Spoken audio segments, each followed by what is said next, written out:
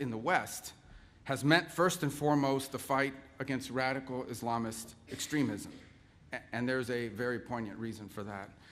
On the 11th of September, in the year of 2001, 19 men murdered 3,000 people here in my country. Then that same enemy struck Europe, murdering nearly 200 commuters aboard trains in Madrid in 2004, and 52 more aboard London buses and the underground in the following year. The entire architecture of Western counterterrorism was rebuilt from the studs around the singular traumatic event. That made sense at the time. Our job was to keep our people safe, and the realm of terrorism, the specter of global jihad, was the premier threat to their safety. And so we went to work, and we assembled a global coalition, working with many of the friends that are represented here in this room today, and we destroyed the ISIS caliphate. We killed al-Baghdadi and al-Zawahiri and bin Laden, and we built intelligence and law enforcement systems capable of anticipating and stopping attacks before the public even hears about them. Every country represented here today has disrupted a terrorist threat at some point emanating from this source. Jihadist attacks and plots in the United States are down by 2/3 since ISIS's peak. The number of people killed by jihadist terrorism in Europe dropped by roughly 97% from the year 2015 to the year 2024. In other words, to a very great extent, our counterterrorism strategy has worked. The threat has not disappeared, of course. It will continue to exist, particularly so long as we tolerate immigration systems that imports these threats directly into our respective homelands. But this threat has been severely diminished. The world looks very different today because of it. For far too long, however, our counterterrorism doctrine has had a blind spot when it comes to extremist violence from the political left. Even today, the very idea that far-left terrorism could be a serious threat is treated as a right-wing fever dream, or worse, as a dangerous fascist conspiracy. It's treated this way by many in the press, by many in academia and our universities, and by many of our legacy institutions. You will no doubt see the dogma rear its head in the coverage of this very conference. In spite of the clear and the undeniable reality, in spite of the objective numbers and statistics, in spite of the fact that in this room today, there are representatives from across the political spectrum, we will hear that this kind of organized violence and terror will be dismissed. It will be dismissed as a partisan fiction. A whole industry grew up in our countries around the study of extremism.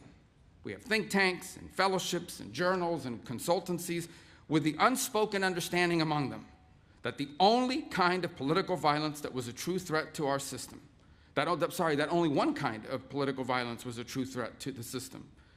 A bomb planted by a neo-Nazi group was a nefarious and murderous act of evil. It is. But a bomb planted by a Marxist revolutionary, well, that's just merely a tragic excess of idealism. Perhaps its means were misplaced or overzealous, but its ends were virtuous and just. That's the implication of how they treat it. For years, this extraordinary ideological prejudice was embedded in the way we talked about political violence and extremism.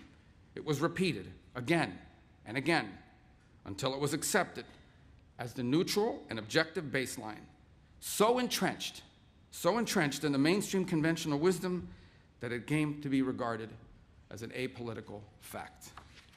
It is the reason why, here in my country, so many people in positions of power have repeatedly dismissed acts of violence and even terrorism as legitimate forms of political expression, so long as they served a left-wing cause. It is why during those so-called George Floyd riots in the summer of 2020, as criminals and extremists burned and looted their way through America's great cities and nearly brought the country to its knees, city governments all across the country simply refused to prosecute the people conducting these acts of violence and terror.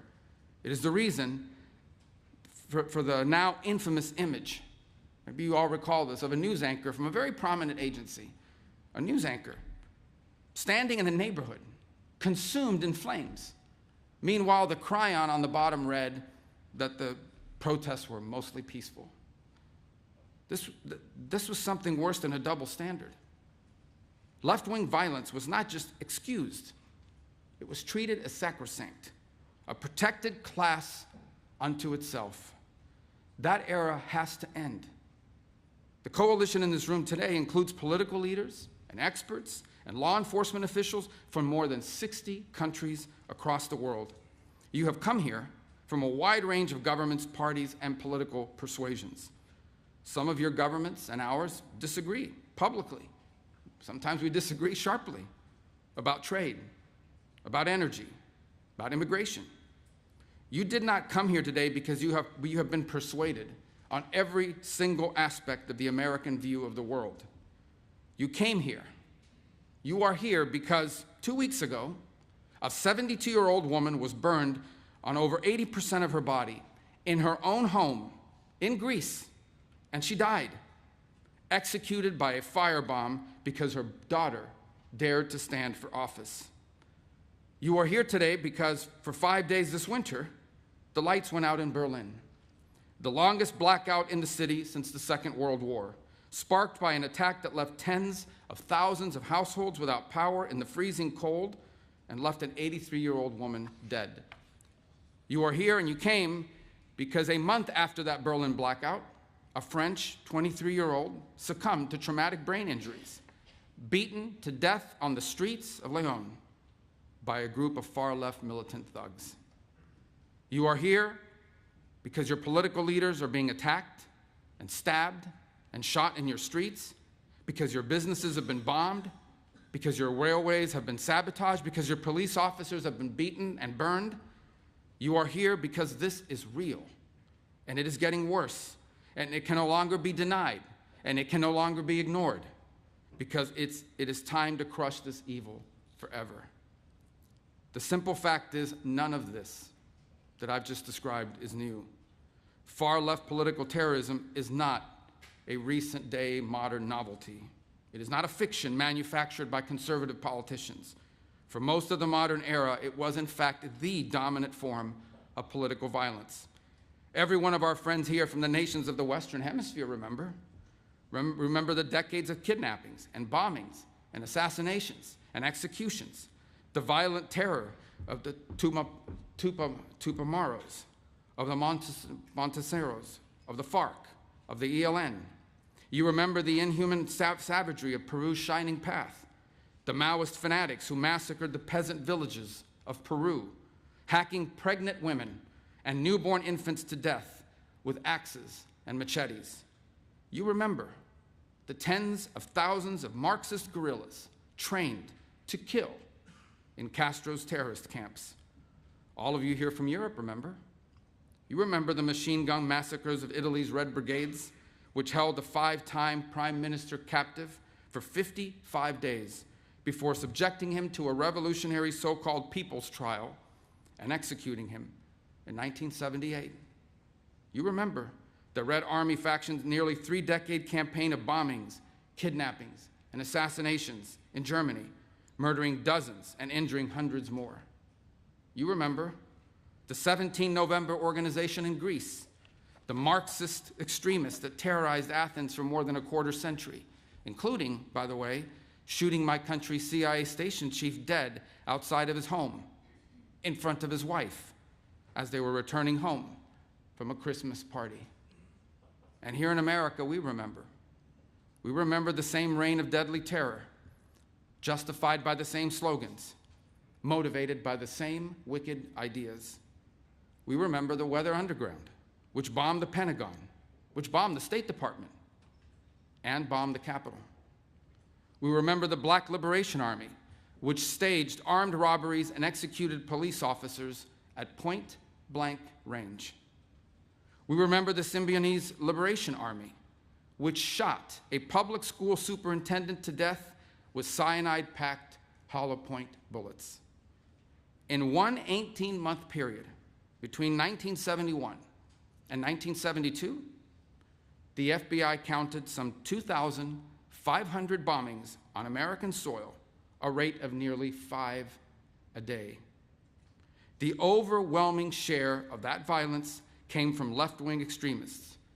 Between 1970 and 1980, 93% of terrorist attacks in the West came from the far extremist left. These are numbers that would shock most Americans today because we've been taught to believe that this kind of political violence, it simply doesn't exist or it's being exaggerated. But it does exist, and we're actually underestimating it. And our nations bear the scars to prove it. And today we face a new wave of this old evil.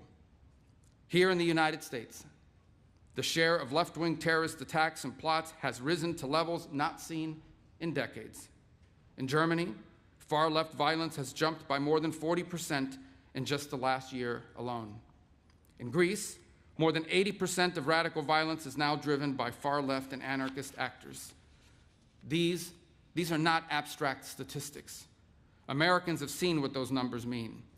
An all-out assault on our immigration officers, sniper attacks, explosives, armed ambushes, a transgender shooter opening fire on Catholic elementary school students as they pray, his gun marked with slogans like, "Where is your God now?" A healthcare executive executed in cold blood in the streets. Multiple assassination attempts on a sitting president, and the murder of the greatest conservative activist of a generation, a man who happened to also be a husband and the father of 2 young children, shot and killed while speaking to a crowd of students. This is a distinctive and unique evil. It has always been driven by a hatred, above all else, a hatred for civilization itself. It is a revolt of the worst against the best, a revolt of the weak and the cowardly against the strong and the good. It is perpetrated by those who cannot build, who cannot create, who cannot achieve great things, and take their revenge upon the world for their own inadequacy by seeking to destroy those who can. This is what radical leftism is. It may wear various different slogans and ideologies across place and time. They can call themselves anti-capitalist or anti-imperialist or communist or anarchist or Marxist, but the fundamental character is always the same. It's always the same. It is a poisonous resentment cloaked in the language of equality and justice and liberation, an overwhelming need to tear down what greater men have built, to wreck what is beautiful and what is right on behalf of people who are only filled with ugliness and have nothing else to offer the world. Through violence and through terror, they once again seek to impose their ugliness on all of us. The old dogma was wrong. The old dogma was wrong. None of this is driven by idealism. It is not utopian. In fact, it is the opposite. One of the criticisms you sometimes hear of communism, for example, is that it sounds good in theory, but it never works in practice. That's actually not true. Communism does not sound good in theory. The world it envisions for all of us is small, flat, gray, leveled of all exception, drained of all that is good and noble in the human soul.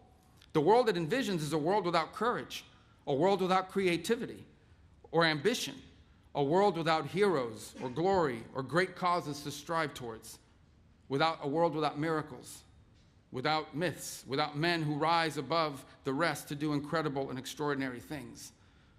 And the world communism envisions is a world without God. For these architects of revolutionary violence, the towering achievement of our civilization, for them, it's an unbearable humiliation, a reminder of what they cannot do, and a reminder of what they cannot be. So they choose instead to destroy. They attack pipelines, they attack railroads, they attack power grids and laboratories, the physical embodied symbols of power and invention and achievement. This is the nature of the terrorism we face today. They despise the West because the West is great. This is an international conference because we are facing a transnational threat. These are not distinct and isolated cells. They are interconnected networks. They do not recognize our borders. They do not believe, in fact, in the nation state itself. They coordinate, they communicate, they travel, they train, and they act together, sharing the same infrastructure, sharing the same enemies, sharing the same mission.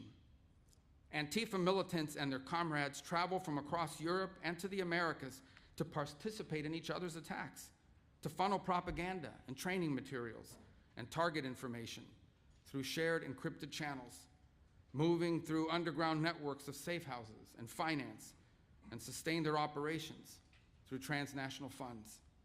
And they work alongside hostile foreign states that share their mission, like Iranian proxy networks, who are increasingly intimately tied to leftist militant groups around the world.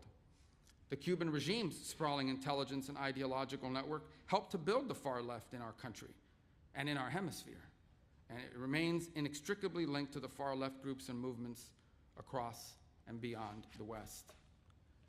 Today's far left terrorists can raise money in one country. They can host their communications in a second country. They can receive training in a third country. They can recruit militants in a fourth country, and then together strike a target in a fifth country. And so we have no choice but to confront this menace together. We will either cooperate across our borders, or the terrorists will continue to exploit the gaps between them. Under President Trump, for the first time, the United States is building the infrastructure, the partnership, and the strategy to defeat the scourge of far-left terror. The President signed National Security Presidential Memorandum No. 7, outlining a comprehensive strategy to investigate and disrupt Antifa terror networks and their allies. Last November, the State Department designated 4 violent far-left extremist groups as foreign terrorist organizations, and there will be more designations soon. In December, we announced Rewards for Justice, offering up to $10 million for information disrupting the financing behind these groups. In May, we convened the first counterterrorism law enforcement workshop, joining American law enforcement officials and their counterparts in our partner country nations together to map and develop strategies for dismantling these networks.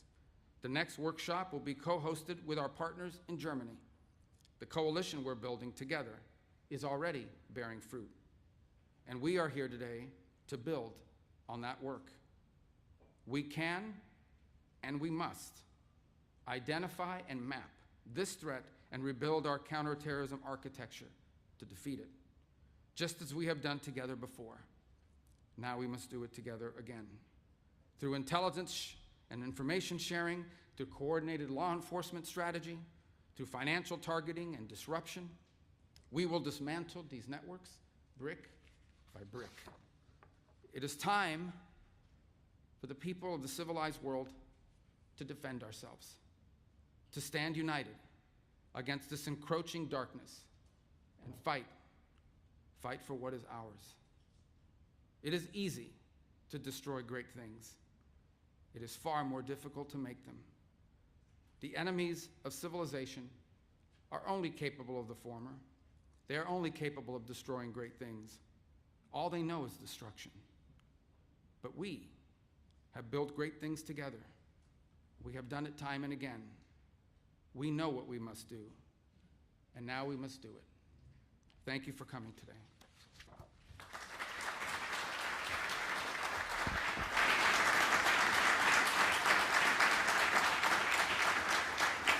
And now I want to introduce someone I work with very closely and has been a leader in this field. He is a Deputy Chief of Staff and one of the key advisors to President Trump.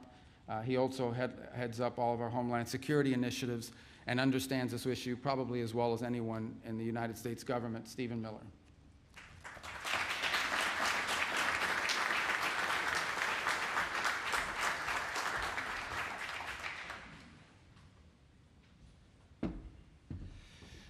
Good morning, distinguished leaders and guests. It's good to see so many familiar faces. And thank you, of course, to Secretary of State Rubio for organizing this conference and for leading this initiative. Here in the United States, we have taken the necessary and essential action of formally recognizing left-wing violence as a form of political terrorism that is a direct threat to our national security and the survival of our Republican form of government. President Trump issued a directive, in our parlance, It's called a National Security Presidential Memorandum, or NSPM, NSPM 7 to be exact, that directs, for the first time in American history, all of our law enforcement and intelligence agencies to work together to disrupt, identify, defund, debank, arrest, and prosecute these political terrorists that are operating in our country. It's very important to understand that left-wing political terrorism seeks as its ultimate end the overthrow of our system and form of government. And we've seen this has taken place many times in many places throughout the years, and Secretary Rubio has provided you many examples. Left-wing terrorism always ends in bloodshed, misery, and suffering. It only can travel in one direction. There's no point at which the left-wing terrorist is satisfied with his gains and ceases progressing. Inevitably, left to run its course, it always becomes a gulag. It always becomes the mass imprisonment of political enemies, the stripping of their rights and freedoms, inflicting immense pain, humiliation, suffering, in order to establish complete and total control. Control through psychological and physical and actual terror. And we have to understand that that is the scope and the extent of the threat that we face. And as Secretary Rubio also pointed out, this is an international network. Antifa, as an example, operates in dozens of countries all throughout the world. They share common networks of funding, and organization, and information sharing. And so all of our intelligence agencies and law enforcement entities should be collaborating and coordinating and working together in order to root out these organizations. One of the hallmarks of left-wing violence and terrorism is its completely pretextual and disingenuous appeal to civil liberties in an effort to shield its own violence. This is the tactic that the left always uses to try to protect itself from facing criminal punishment. It is essential that we are wise enough and strong enough to understand that these appeals must fall on deaf ears. When the leftist, who does not believe in freedom, who does not believe in civil rights, who does not believe in any ordered notion of justice, protests that we are violating his rights, understand that he is lying to try to persuade people who are not closely following the political scene that some injustice has been perpetrated against him. We must stay the course and be completely unflinching in the pursuit of justice against these enemies of civilization. If the left is allowed to use the real or actual threat of violence to destabilize our institutions, then those institutions cannot and will not succeed. So here in the United States, for example, we saw in the recent past clear threats of violence against our Supreme Court to try to shape how they rule on upcoming decisions. The leftist does this with the full desire, intent, and understanding that the threat of violence against a public figure or their family is meant to cow them into behaving or acting or conducting themselves differently. In the previous administration, those threats against our Supreme Court were met with near silence and inaction. So you had the combination of a violent left-wing organization threatening our nation's highest court and the federal government and the Department of Justice turning a blind eye to it. Those are the conditions in which this kind of violence can fester as a cancer and ultimately destroy a society. Nothing that we do works if the threat of violence and terror goes on unchecked. Our political systems don't work, our judicial systems don't work, our legal systems don't work, our jury trials don't work. And at the same time, we have to understand there's a real threat that those who are not themselves terrorists, but who support left-wing violence, will create the conditions that allow that violence to go on without any meaningful inhibition. So, to be specific, we've seen in some of our nation's cities in America, like Washington, D.C. and New York City, something, again, it's an American term, but it's known as jury nullification. This is when a person is obviously guilty of a crime, but the juror, because they're ideologically sympathetic to the perpetrator, will not sentence them to the crime for which they've obviously committed. We've seen in the United States, again and again, individuals who are part of left-wing organizations who've committed assaults against ICE officers or federal law enforcement who've been brought to court where clear evidence has been presented against them that the jury has refused to convict for purely political reasons. When you've reached that point, it demonstrates how deeply the cancer has begun to infest your society, where people have created an internal rationalization structure to justify unsanctioned violence against the state and state actors to achieve a political end. We have to use every lawful and legitimate tool that we have to demonstrate that justice will be served and delivered, and to prove that these kinds of tactics and techniques will ultimately fail. If the leftist learns and observes that their violence and criminal activity helps and ultimately succeeds in achieving their desired political end, they will be endlessly emboldened.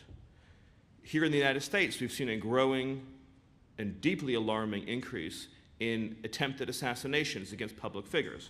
Most notably, of course, the multiple assassination attempts against President Trump, the successful assassination attempt against Charlie Kirk, many others. This is a fatal cancer to civilization. And the greatest risk that we have is that our institutions have grown too soft and too cowardly to be able to defend themselves against a mortal threat.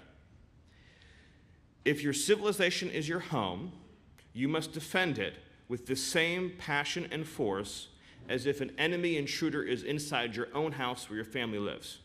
That is the level of dedication and urgency that is required. And the greatest threat is that even though there are far more of us, there are far more people who believe in order and civilization and liberty and the rule of law, is that if we are softer than those who seek to end us, then the smaller but more radical minority will succeed. It is easy to dismiss what I'm saying and to say, surely it cannot be that bad, it cannot be that dire.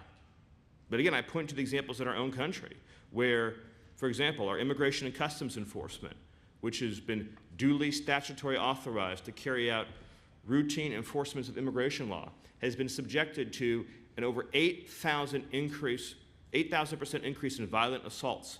These are not one-off episodes. This is repeat, systemic, organized, funded insurrection and armed resistance against the federal government. There was a sniper from a sniper's nest who, using an assault rifle, tried to shoot ICE officers in Dallas, Texas. These are the episodes that we're talking about, where we have had repeated, direct, violent attacks on federal law enforcement in order to veto the ballot box with violence. And the leftist justifies this violence to himself by saying that they alone are the arbiters of what is right or wrong. Not the law, not history, not civilization, not public opinion, and certainly not God. The leftist assumes for himself judge, jury, executioner. But let's not pretend for a moment that these radical leftists, these terrorists, are operating from a place of sincere political conviction. Sure, there are plenty of useful idiots that they use who may believe these discredited ideologies. The leftist is fundamentally motivated by envy, by hatred, by jealousy. The leftist looks at what is beautiful and what is good and what is natural and is filled with envy and hatred. The leftist looks at a perfect family with the perfect life and a perfect job and perfect kids that goes to church every Sunday and is filled with a feeling of inadequacy and jealousy, and they covet, and they turn those emotions ultimately into a desire to subjugate, to oppress, and to inflict pain and suffering. It's not a coincidence that when you look at these violent Antifa demonstrations, you see any photograph of those who were assembled. To be blunt, not one of the people that is demonstrating looks like a normal person. Not one looks normal. They're all deformed in some way in their appearance, in their dress, in their mannerism. Why is that? Why, if you look at two photographs and you see a normal American street, you see an Antifa protest, why do the people that are violently demonstrating, why is there not one normal-looking person among them? Every one of them, through the course of their life and their decisions, has scarred